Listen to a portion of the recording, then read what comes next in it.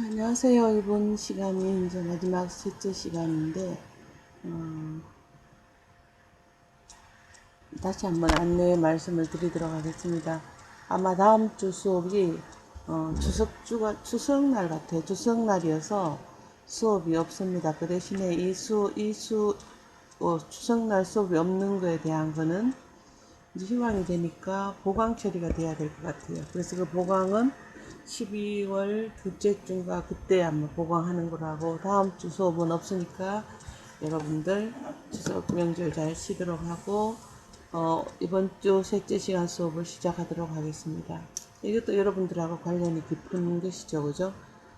제 29미생법 제 88조의 집단급식소입니다. 집단급식소는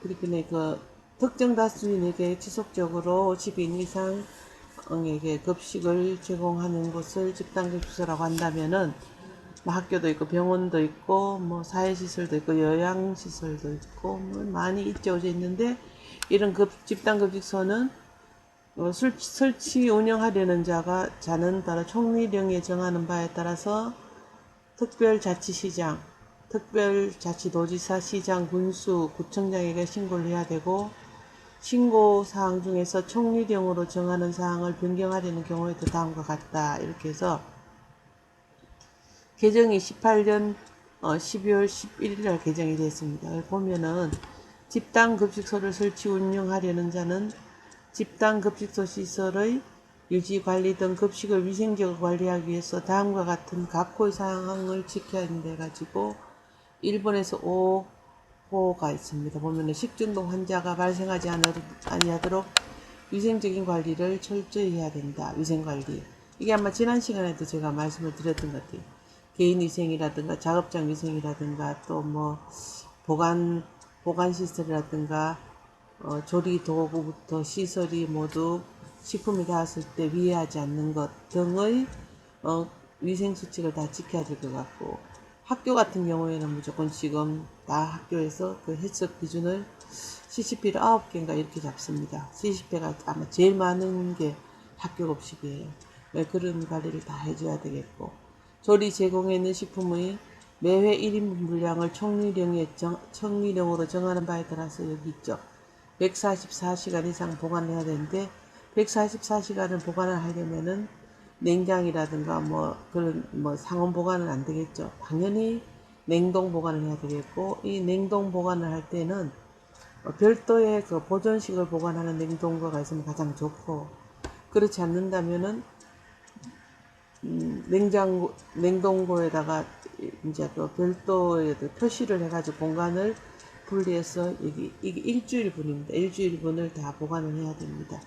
그리고 똑같은 학교 급식이, 예를 들어서 어린이집 같은 경우에는 매일 만약 우유를 하나씩 준다 하면 우유팩이 오늘 서울에서 오늘 아침 저녁에 아마 점심 때 한 끼 먹었다, 그 다음날도 먹었다, 그 전날도 먹었다, 일주일 거를 똑같은 서울우유에서 나오는데 보관을 하지 않으면 안 되느냐는 이렇게 현장 가면 그런 얘기를 하는데, 보관 공간도 좁고 똑같은 회사에서 나오는 우유지 않느냐 이래도 생산하는 일자마다 생산 라인마다 다 틀리기 때문에 모든 걸 다 보관해둬야 됩니다. 이걸 보관하지 않으면은 식품위생법 제88조에 또 이 시행 규칙에서 이거 보관하지 않는 거에 위반돼 가지고 벌금이 나오겠죠, 그죠? 그래서 이러한 거 보관을 해야 된다.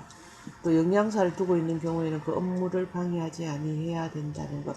집단급식소에서는 영양사에게 모든 업무를 하는 데에 업무 수행에 방해가 되지 아니하도록 집단급식소 설치를 한 운영자는 영양사에 모든 권한을 줘야 된다. 또 영양사를 두고 있는 경우는 영양사가 집단급식소의 위생관리를 위하여 요청하는 사항에 대해서는 정당한 사유가 없으면 따라줘야 된다. 이러한 사항을 사실 영양사들이 몰라서 그냥 이 집단급식소 운영하는 사람의 의견에 그대로 맞춰서 가는 경우가 있는데, 결국은 나중에 법적일에 어떤 위생적인 사고가 난다면은 법적인 책임은 영양사가 지게 되어 있습니다. 그래서 어떤 영양사는 집단급식소를 관리하는 관리자로서 이런 요청을 할 수 있는 권한이 부여되기 때문에 충분히 자기 권한을 다 활용해서 요청을 해야 되겠죠. 필요한 사항이 있다면은. 그 다음에 식품 등의 위생적 관리를 위하여 필요하다고 총리령으로 정하는 사항은 꼭 지켜줘야 된다. 그게 중요하겠죠. 그죠? 그 다음에 집단급식소에 관해서는 제3조부터 6조까지 뭐 이렇게 해서 준용을 한다. 이렇게 되어 있습니다. 이건 나중에 여러분들이 또 더 세부 사항을 보시면 될 것 같고, 특별자치시장부터 이렇게 행정관청에서는 신고 또는 변경 신고를 받은 날로부터 3일 이내에 신고 수리하여 신고인에게 통보를 해야 된다. 이 1항에 대한 것은 지금 그 앞 페이지 1항이가 만약에 집단급식 설치 운영자가 바뀌었다든가 또 아니면은 운영자가 보통 바뀌는 경우가 많습니다. 그럴 때는 변경 신고를 해야 되겠죠. 변경 신고하면은 3일 이내에 수리를 하고 바로 재발급을 해줘야 된다. 그 다음에 또 보면은 특별자치시장이 아닌 행정관청에서는 정한 기간 내에 신고 수리 여부와 민원 처리에 관련 법령에 따른 처리기간 연장을 신고인에게 통지하지 아니하면 그 기간이 끝난 날에 다음 날에 신고한 것으로 수리한 것으로 본다. 또 만약에 작업장 면적에서 예를 들어 가지고 130 평방제곱미터인데 조금 너무 협소해서 보관 창고를 더 늘렸다. 아니면 작업장 공간을 더 늘렸다. 이렇게 해가지고 150평방제곱미터를 했다 하는 작업장 면적을 더 늘린 경우는 그것도 마찬가지로 신고를 해야 됩니다. 다음 페이지를 보면은 집단급식 설치 운영증에 관한 서식인데 그거 보고 제가 다시 또 말씀을 드리도록 하겠습니다. 그리고 신고한 자가 집단급식 운영을 종료하려는 경우에는 이렇게 행정자치구에다가 그 행정자치장한테 신고를 해야 되고 그 밖에 시설 기준과 운영에 그 다음 집단급식 설치 운영 신고증인데 이거는 어딥니까? 여주시에서 발급을 했는 거고 여기 보면은 집단급식 설치 운영증에 여기 허가 번호가 있죠. 발급 번호가 있고 이거는 발급 날짜가 있습니다. 그리고 최초 신고일은 어떻게 됐냐면은 2012년 2월 28일이에요. 그래서 2012년 이렇게 돼가 이거 이후에는 그죠. 여주에서 2012년도에 집단급식 설치 운영을 하는 2회가 된다는 얘기고 법인명은 없고 시설은 서봉소원 청소년 수련원이네. 대표자가 이렇게 됐고 만약에 대표자가 바뀌면은 다시 신고를 하면 3일 안에 허가 관청에서는 다시 변경을 해줘야 되겠고 이 사람이 바뀌면은 당연히 생년월일이 또 바뀌겠죠. 52년생 그죠? 그리고 시설의 명칭 그 다음에 소재지는 경기도 여주시 홍천면 남산로 333번지로 이렇게 되어 있고 신고 조건은 식품위생법 제88조 좀 전에 88조 있었죠 그죠?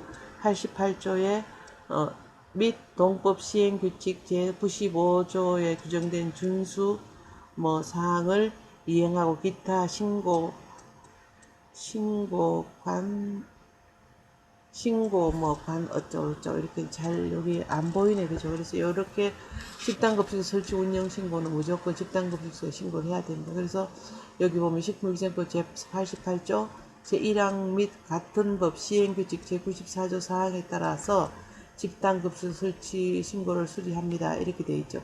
그리고 여기가 영업장 면적이 나옵니다. 면적이 이렇게 되는데 만약 221. 몇 평방제곱미터인데 영업장 면적을 늘렸다면은 이 늘렸는 건축 도면이라든가 이거 평면도를 같이 여주시장에 제출을 하면서 우리는 너무 협소해서 창고 면적을 더 늘렸다면 여기다 플러스 시키는 면적을 신고를 한다.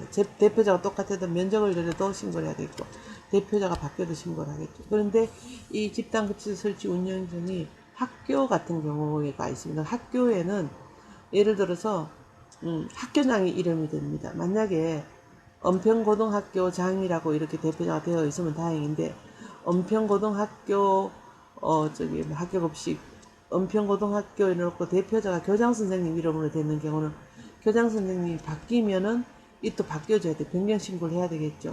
근데 가끔씩 하면 이거 변경신고를 안 해놓는 데가 있으면 이거는 바로 식품위생법 제88조 1항을 위배되겠죠. 왜냐하면 신고했을 때 변경사항은 바뀌어야 되니까. 그리고 대표자가 바뀌면서 생년월일이 바뀌고. 근데 이렇게 학교 같은 경우에 집단급식소 설치 운영 신고증이 직영을 하는 경우 여기 하나 말씀드리는데, 만약의 경우에 위탁급식을 하는 경우가 있습니다. 그러면은 요 설치 운영증은 학교장이 있다면은 위탁 급식을 하는, 예를 들어서 풀무원에서 하는 푸드머스가 있다면 푸드머스의 영업신고증을 같이 가지고 있어야 됩니다. 그래서 푸드머스에서 여기에 이 학교에 들어와서 어떤 집단급식소를 운영하고 있다는 그 영업 활동을 하고 있다는 그런 영업신고증을 같이 비치를 해가 놔둬야 됩니다. 그래서 그 영업신고증을 보고, 아, 그러면은 영업신고증에 영업장 주소가 여기 나올 테고, 영업신고증 대표가 있을 푸더머스다. 푸더머스는 풀몬에서 위탁하는 집단급식 운영체제거든요.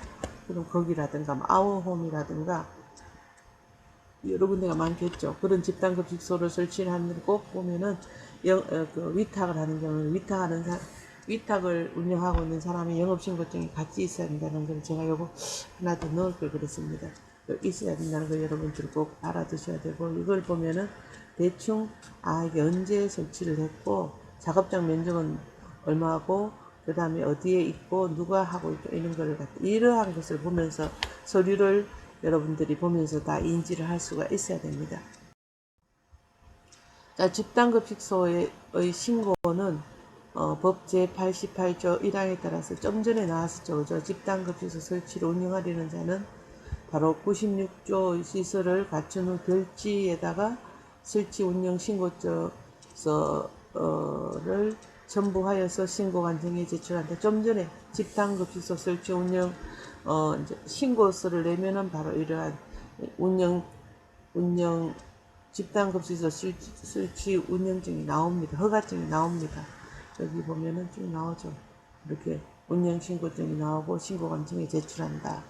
그래서 여기 보면은 양도, 양수, 계약서, 사본이나 그 밖에 신고인이 해당 집단급식소 설치 운영자임을 증명하는 서류와 같은 것들을 다 갖고 있어야 된다는 얘기인데, 요 항에 따라서. 그 다음에 집단급식소의 설치 운영자가 신고사항 중 다음 각호의 구분에 따른 사항을 변경하는 경우에는 별지 제71조 서식의 신고사항 변경 신고서 있죠. 전자문서로 된 신청서를 포함을 하고 직접 가도 되고 전자문서로 해도 되는데, 집단급식소 설치 운영증을 첨부하여 신고관청에 이렇게 군이면은 군청, 시면 시청, 그죠? 특별자치도면은 특별자치도면 제주도만 하나 있죠, 그죠? 그러면 특별자치시 이런 행정관청에다 신고를 해야 되고, 이 경우 집단급식소 소재지를 변경하는 경우에는 똑같이 추가로 첨부해야 된다 해가지고, 집단급식소 설치 운영자가 법인인 경우하고 법인이 아닌 경우에는, 법인인 경우에는 그 대표자나 그 대표자의 성명, 소재지 또는 위탁급식 영업자의 법인인 경우 이렇게 추가로 첨부를 하고, 법인이 아닌 경우에는 이제 설치 운영자 성명, 소재지 또는 위탁급식 영업자가 바뀌었다는 거, 이렇게 바뀌었는 거는 변경 신고서를 해서 바뀐 거를 가지고 항상 집단급식소 거기에다가 이렇게 걸어 두어야 됩니다. 구비를 해가지고 이 신고증을 걸어 두어야 된다는 것을 알고 계셔야 될 것 같습니다. 그 다음에 여기 시행규칙인데 95조에 집단급식소 설치 운영자가 준수하는 사항이다 해가지고, 여기 보면은 이제 조리 제공한 식품을 보관할 때는 매회 1인 분량을 습시 영하 18도 이하로 보관해라. 이게 바로 보존식이에요. 이 경우 완제품 형태로 제공한 가공식품은 유통기한 내에서 해당 식품의 제조업자가 보관 방법대로 보관할 수 있다. 예를 들어서 가공식품 구운 김을 제공하는 경우라면은, 구운 김은 가공을 했잖아요. 그러면은 이 유통기한 내에서 이렇게 김을 했을 때 유통기한이 한 6개월 정도가 되면 오늘 가져도 유통기한이 몇 달 남았다 이러면은, 그 같은 경우에는 실제적으로 실온 보관을 해도 됩니다. 이래서 35도 보관해도 되겠지만, 그래도 같이 이렇게 보면은 보존식을 보관하는 이렇게 그게 있습니다. 도시락과 같은 것이 있고, 거기 같이 같이 보관을 해야지 별도로 보관을 해두면은 분리돼가 나중에 찾기도 힘들고 하니까 한꺼번에 같이 보관하는 것이 좀 더 수월하고 관리가 잘 되겠죠. 그리고 법 제88조 여기 이제 집단급식소에 관련된 게 88조에 준하는데 여기서 총리령에서 정하는 사항이라는 것은 별표 24와 같다가 다음 별표 24를 보시면 될 것 같고 이 시설 기준이에요. 집단급식 시설 기준이 또 별표에 나옵니다. 이 별표를 나중에 한번 볼 수 있으면 제가 다음 수업 할 적에 집단급식소와 관련된 것들을 전부 다 제가 보여드리도록 하겠습니다. 시행규칙인데 시설 기준은 보면은 이제 뭐 위생적인 취급을 할 수 있는 조항이 있다든가 또 판매를 금지를 한다든가 이게 집단급식소에서 만들어진 것을 다른 데에다가 판매를 한다든가 금지되어 있고 병든 동물 고기 등의 판매 사용 등을 금지한다. 사용하면 안 된다는 얘기죠. 기준 규격이 정해지지 않는 화학적 합성품 판매하면 안 되겠죠. 기준 규격에 맞지 않은 식품 첨가물의 판매 사용 등을 금지하라. 이러한 것들을 다 준수를 해야 되겠고 건강진단 합격자를 영업에 종사할 수 있는 의무 종업원의 위생교육을 받게 할 의무 식품안전관리 인증기준 해서 그 다음에 시정명령 폐기처분 등 그 다음에 시설의 개수명령 등 규정은 집단급식소인 경우 이를 준용해야 된다 이렇게 되어 있죠. 특히나 이 건강진단증은 합격을 붙이는 경우에는 6개월에 한 번씩 이 건강진단증을 받아야 되는데 올해 같은 경우에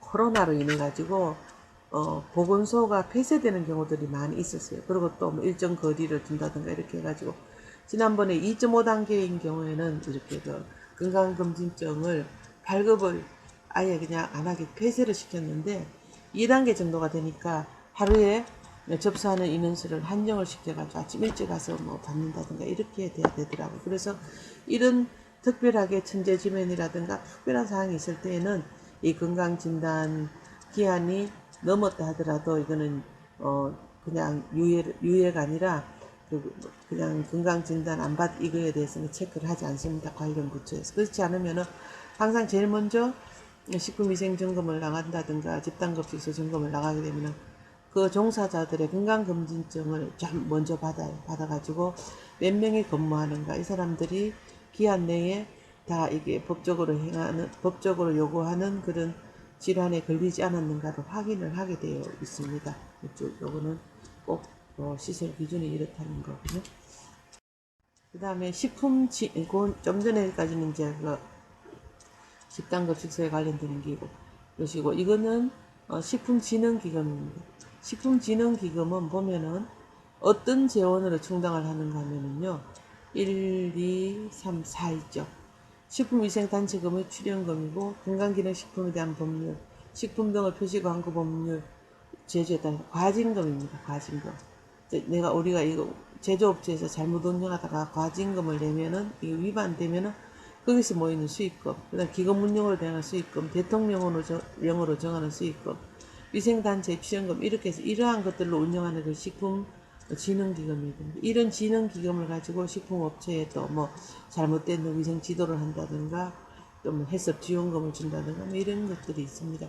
식품위생과 국민의 영양 수준 향상을 위한 사업을 하는 데 필요한 재원을 충당하기 위해서 시도 및 시군구에 식품진흥기금을 설치한다. 그래서 이러한 것들로 뭐 시설 개선을 한다든가 재래시장 같은 데에 보면은 위생적인 어떤 위생적인지 못한 그런 업체에 위생을 개선하기 위한 시설 자금을 지원한다든가 하는 것도 전부 이 위생 식품진흥기금을 가지고 뭐 2억을 예를 들어서 뭐 방산동 시장 같으면 방산동 시장에 2억을 식품 어떤 거 뭐라 그럴까요 음식점 일반 음식점 같은 데에 뭐 지원을 한다든가 또 뭐 위생시설 있잖아요. 뭐 푸드 같은 거 배기창이 너무 지저분하고 오래되고 제대로 안 되면 그걸 한다든가 뭐 또 수세시설 그죠 그 식품을 씻고 뭐 세척하고 이러는 게 또 이렇게 잘못되고 또 오염의 우려가 있다면 그런 것들을 가지고 진흥 자금을 다 이제 지원을 해서, 물론 이 진흥장 무조건 주는 게 아니고 이게 조건이 맞아야 되겠죠. 그죠? 그래서 이렇게 지원을 한다든가 이래 합니다. 그 다음에 기금은 다음 각호의 사업을 운영한다. 여기 있네, 그죠? 영업자, 건강기능식품에 관한 법률에 따른 영업자 포함을 해가지고 영업자 위생관리시설 및 위생설비시설 개선을 위한 융자사업에도 해당이 되고, 식품위생에 관한 교육 홍보사업, 뭐 소비자 단체 교육 홍보 지원, 소비자 식품위생 감시원 교육과 활동 지원, 소비자 식품위생 감시원 교육을 이제 우리 같은 뭐 대학 교수들이 간다든가 또 식품위생 안전을 위한 전문가들이 가서 교육을 할 때 그 교육 시키는 어떤 뭐 장소를 빌린다든가 강사료를 지급한다든가 이분들이 오면은 이분들에 대한 뭐 교재 같은 거를 출간할 때 들어가는 비용이라든가 이런 것도 전부 식품진흥기금으로부터 이제 이렇게 지원을 받아서 활동 이렇게 할 수가 있습니다. 사업을 진행할 수가 있고, 식품위생과 국민영양관리법이라는 영양관리에 관한 조사 연구사업, 뭐 한국 그 영양사협회라든가 다 되겠죠, 그죠? 이런 것들에 대한 연구사업 같은 것들도 식품진흥기금을 활용해서 이제 더 좋은 어떤 거 여러 가지 그뭐 영양 수준을 위해서 하는 데에 이렇게 뭐 필요한 재원을 충당하기 위해서 만들어지고, 또 뭐 여기 보면은 뭡니까 또 뭐 재원 이렇게 만들어집니다. 여기 한번 읽어보시면 될 것 같아요. 국민 영양 관리, 뭐 영양 개선, 또 뭐 아니면은 영양 5년마다 한 번씩 하면 영양 권장량이라든가 이런 거 조사한다든가 이런 경우에도 전부 이제 지원이 되겠죠. 조사 연구 사업이 여기 들어가니까. 그 다음에 포상금 지급. 그 다음에 뭐 보면은 식품위생에 관한 교육, 연구기관의 육성 및 지원, 음식문화 개선과 좋은 식단 실천을 위한 사업 지원, 이런 것들이 실제적으로 사실 우리한테는 알려져 있지 않지만 이런 것들을 지원들을 각 시군구에서 많이 이제 이렇게 그 실천을 하는데, 어떤 확실하게 뭐랄까 하는 눈에 띄고 효과가 아주 좋은 이런 사업을 하는 거는 사실 좀 제가 못 본 것 같은데, 그냥 재원만 낭비하는 경우들도 많이 있는 것 같더라고요. 그러니까 이런 거. 그 다음에 집단고 픽소의 급식시설 개수 보수를 위한 융자사업. 융자를 하면은 다 돈 갚아야 되고, 지원을 하는 거는 받아 그냥 쓰면 되고 이렇겠죠. 그 다음에 뭐 식품 적객업소 위생등급 지정 지원 사업. 식품 위생 등급 지정 사업 같은 경우 보면은 이제 그 적객업소의 어떤 그 작업장 시설이 너무 위생적으로 안전하지 못하다고 한다면 여기 뭐 개보수 사업을 위해 가지고 컨설팅을 지원한다든가 그 업체에 지원을 한다든가 하는 경우 1,000만 원을 지원한다든가 이러면은 그런 지원 사업들도 다 식품산업진흥기금으로 하게 된다는 얘기입니다. 그 다음에 식품위생 영양관리, 식품산업진흥 및 건강기능식품에 관한 사업과 같은 것들이 다 이렇게 그 자원으로서 지원받을 수가 있고, 그 다음에 그 기금은 시, 도지사 및 시장, 군수, 구청장이 관리를 하고 그에 필요한 사항은 대통령령으로 정한다. 그래서 이 지자체의 그 장들이 바로 이러한 것들을 관리 운영을 하면서 가지고 투명하게 관리 운영을 해야 되는데, 자칫하면은 자기하고 뭐 연관되어지는 사람들한테 뭐 지원을 한다 해가지고 부정 뭐 이렇게 운용하는 걸로 조금 구설시 오르내리고 이런 사람들도 들어 가끔 있죠, 그죠? 자, 그다음 벌칙이 있습니다. 여기 보면은 뭔가 하면 다음 각호 어느 하나에 해당하는 질병에 걸린 동물을 사용하여 판매할 목적으로, 병에 걸린 동물을 판매할 목적으로 식품이나 식품 첨가물을 제조, 가공, 수입 또는 조리한 사람은 3년 이상의 징역에 처한다 해가지고, 광우병, 탄저병, 그 다음에 가금류 인플루엔자, 조류 독감이죠, 이게, 그죠? 이러한 것들을 걸린 걸 알면서 사용하면은 3년 이상의 징역에 처한다. 이하 가령 이해상이네, 그죠?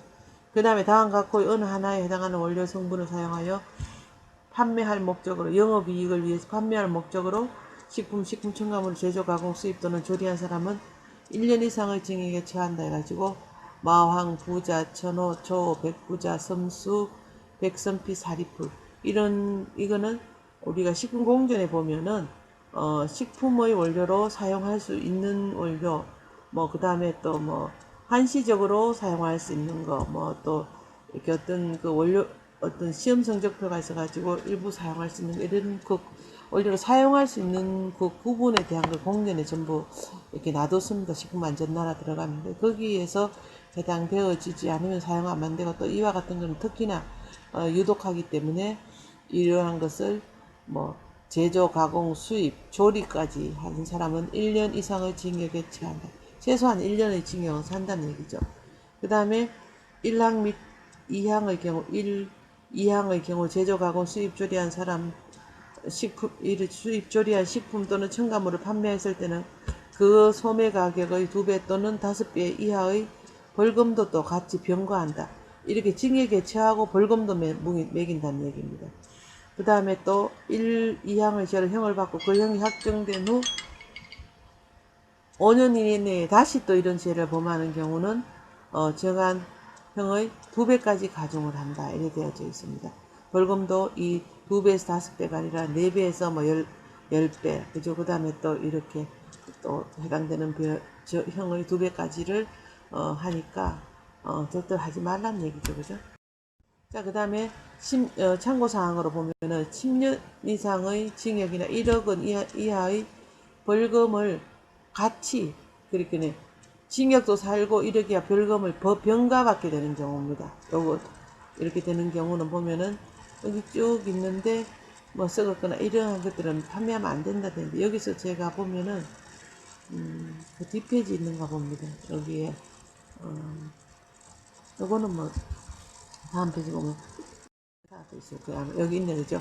유독, 유해 물질이 함유된 기구, 용기, 포장의 판매, 제조, 수입, 사용 등을 하면 안 되고, 제88조 집단급식소인 경우에도 이러하게, 그죠?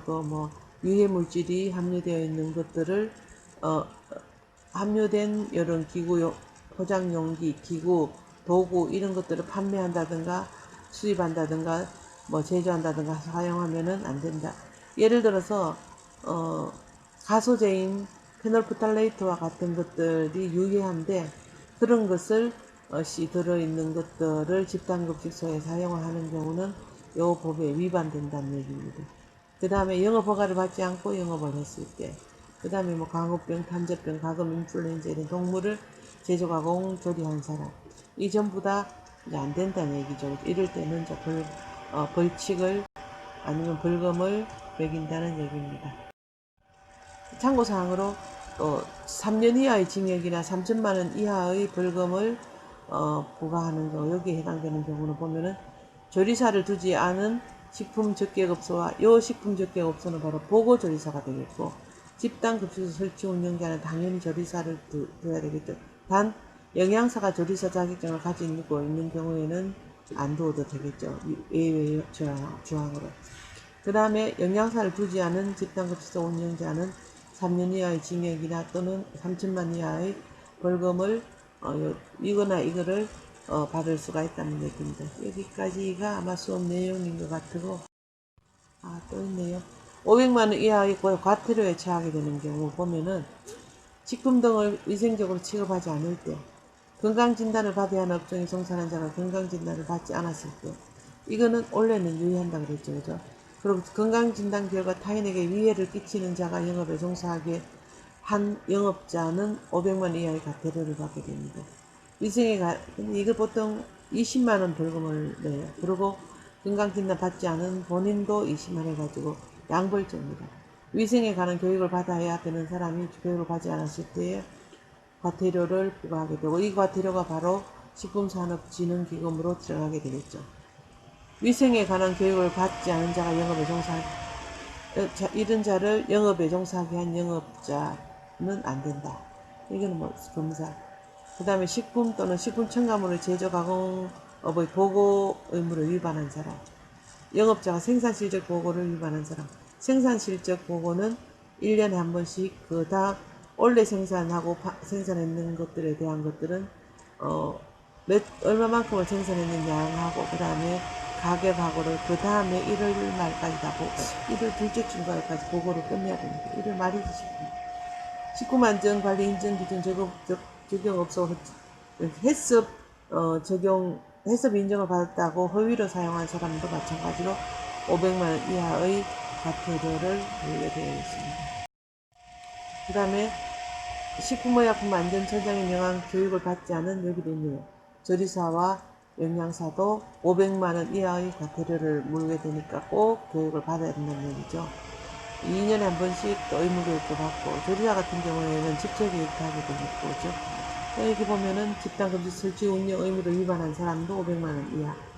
이것도 운영자가 다음 사항을 지키지 않았을 때도 500만원 이하에 벌금인데, 직중독 환자가 발생하지 아니하도록 위생관리를 철저히 해야 되는데 철저히 안 했는 경우, 그다음 보존식 144시간 이상 보관 안 한 경우, 영양사 두고 있는데 그 업무를 방해하지 아니하는데 방해했는 경우, 영양사가 두고 있다면 영양사가 집단급식소 위생관리에서 요청하는 사항에 대해서 정당한 사유가 있으면 괜찮죠. 없는데도 따르지 않은 사람인 경우, 이러할 때는 전부 500만 이하의 벌금을 부과한다 했으니까, 영양사로 여러분들이 근무할 때에 이러한 사항을 알고 있다면은 대신 업무를 수행하는데 도움이 될 것 같지, 그죠?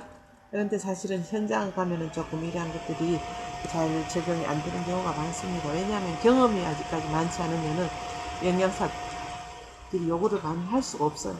그 다음에 그 밖의 위생적 관리비에 필요하다고 총리령으로 정하는 사항을 지킬 것, 이렇게 해서 이러한 것들이 이제 그 식품위생법에 벌 500만원 부과하는 데 부과할 수 있다 이렇게 되어 있습니다. 그 다음에 마지막으로 퀴즈를 내겠습니다. 식품 이력 추적 관리 제도라는 게 무엇인가?